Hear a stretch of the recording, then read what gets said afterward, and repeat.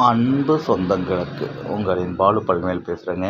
நீங்கள் பார்த்துட்ருக்க இந்த இடங்கள்லாம் சேலம் ஏர்போர்ட்டுக்கு எதிர்ப்பகுதியில் அமைஞ்சிருக்கக்கூடிய பல்வேறு வகையான டிடிசிபி மற்றும் ரேரா அப்ரூவல் பெறப்பட்ட வீட்டு மனைகளும், அதே மாதிரி 20 cent, 30 cent, 50 cent, 1 acre, 2 acre போன்றவைகளும் உங்களுக்கு சாலை ஓரத்தில், தார் சாலை ஓரத்தில் அமைஞ்சிருக்கக்கூடிய இடங்களை தான் நீங்கள் பார்த்துட்ருக்கீங்க.